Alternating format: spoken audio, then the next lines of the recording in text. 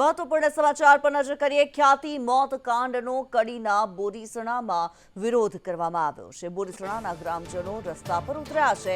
ગ્રામજનોએ મુખ્ય માર્ગ પર ચક્કાજામ કર્યો। યોગ્ય તપાસ ન થતી હોવાનો ગ્રામજનોનો આક્ષેપ છે। ત્યારે ખ્યાતિ હોસ્પિટલ કાંડ જે સામે આવ્યો છે તેનો કડીના બોરીસણામાં વિરોધ કરવામાં આવી રહ્યો છે। ચક્કાજામ કરવામાં આવી રહ્યો છે। પાયલ અમારી સાથે જોડાયેલા છે। પાયલ, બોરીસણામાં વિરોધના દ્રશ્યો સામે આવી રહ્યા છે।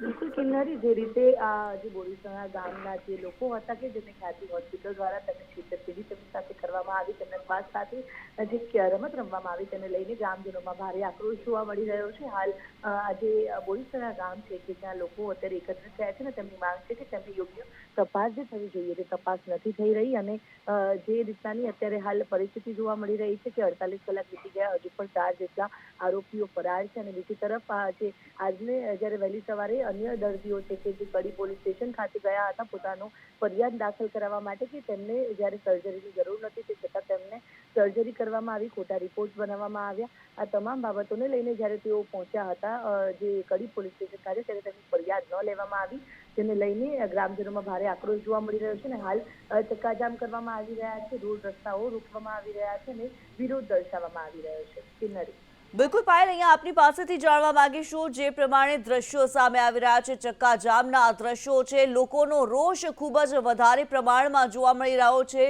શું માગણી કરી રહ્યા છે લોકો?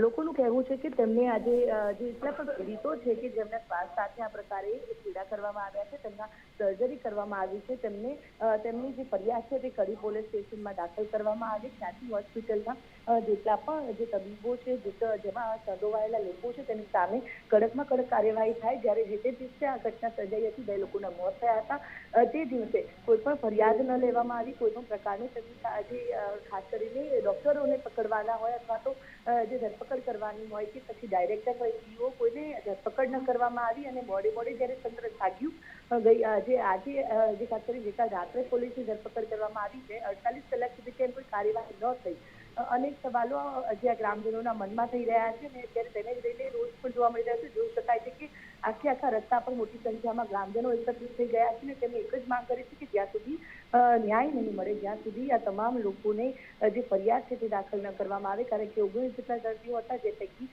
2 દર્દીનું તો મોત થઈ ગયું છે, અન્ય 5 જેટલા હતા આઈસીયુમાં હતા, તેમાંથી એકની હાલત હજુ પણ અત્યંત ગંભીર છે ને તે યુએન મહેતા હોસ્પિટલની અંદર સારવાર લઈ રહ્યા છે।